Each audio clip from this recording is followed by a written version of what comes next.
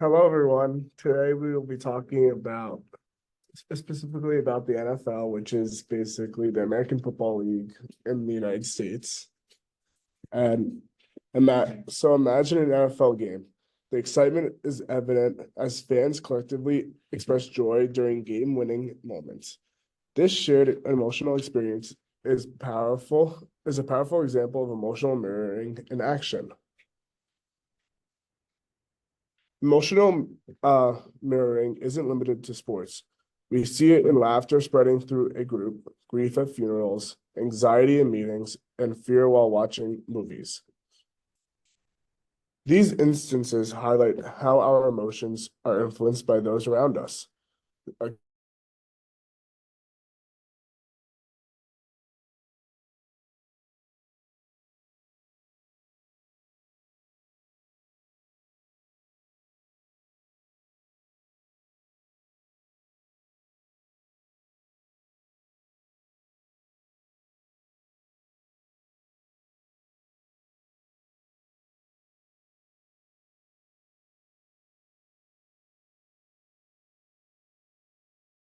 Connection weights. We started off first with positive and negative stimulus, basically introduction to players, opponent touchdowns, good and bad things that'll affect their emotions, to get the perception of how they would react to those, their expectations, and their anticipation of what's to come, if it was the right decision or what other fans are doing. From there, we move on to the allowance or rejection of the stimulation to figure out how they would react or what they're going to do in terms of the execution method. So if they're going to jump up, shout at the referee, and from there look at rewards and punishments, see if other fans are going to mirror their emotions and join them, or if other fans are going to say, shut up, sit down, change their perceptions positively or negatively, and if there's any reinforcement towards either of those in order to create habits. Our connections for weight are also based off of the articles that we found. So then this is the actual network model. It's very whiny, but a lot of the connections are based around the positive rewards or negative punishments, as well as the execution and anticipation. We also moved from habit back to the beginning to positive and negative stimulation because that is one of the main factors that will be able to manipulate it.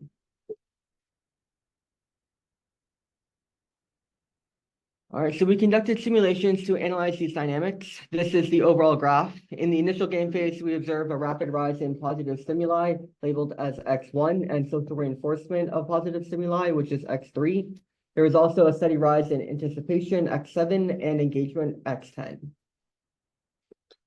Mid-game fluctuations show an interplay of positive and negative stimuli, which are shown as X1 and X2, with peaks in reaction like positive rewards and negative punishments in X11 and X12, related to significant game events. So continuous reinforcement is evident with gradual rise in positive reinforcement states, X15, and negative reduction states, X16.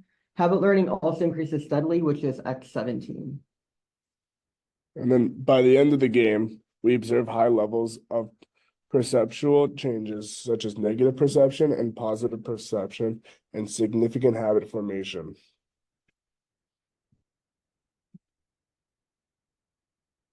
Yes.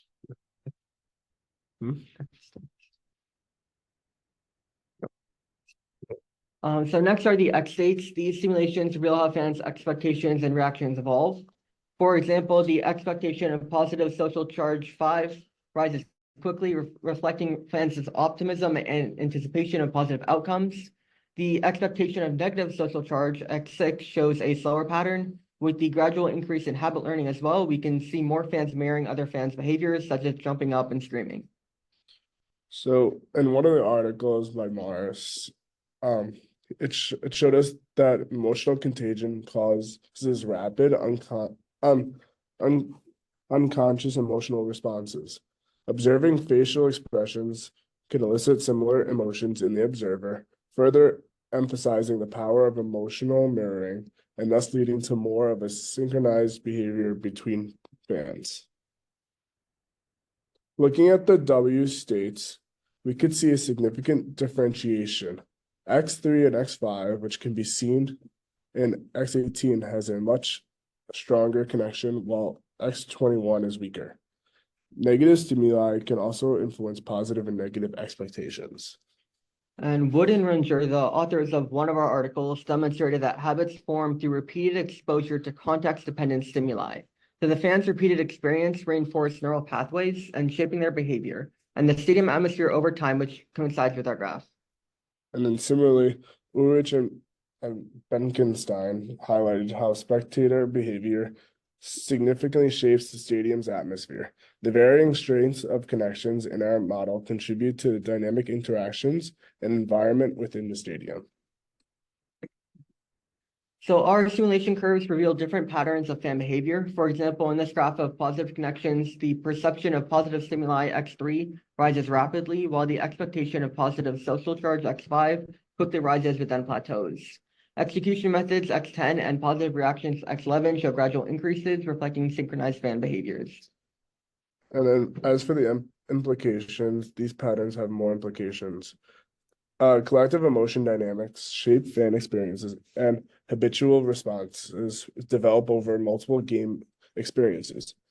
Mirroring behaviors are crucial for creating a sense of community amongst fans. Moving on to the graph for negative stimuli.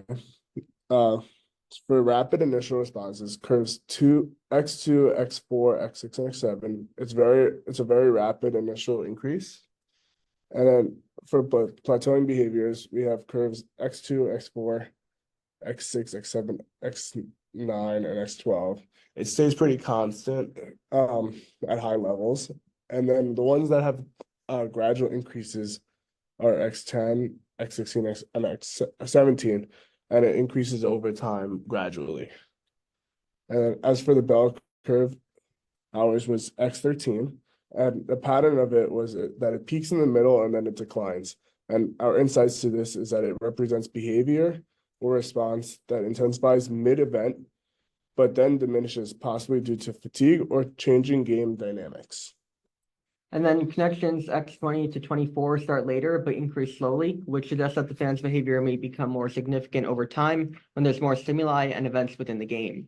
Some of the curves intersect too, meaning that the different stages and aspects of the game can heavily influence other fans as well. So overall, outline emotional process. This outlines the emotional processing stages in near-NFL behavior, and it depicts the transition from the initial stimuli to the perceptions and emphasizes how fans mirror the game environment. And in conclusion, just understanding the emotional mirroring and habit formation in sports provides insight into how emotions influence group dynamics, which has broader applications from enhancing fan experience to fostering positive emotional habits in various contexts. Thank you.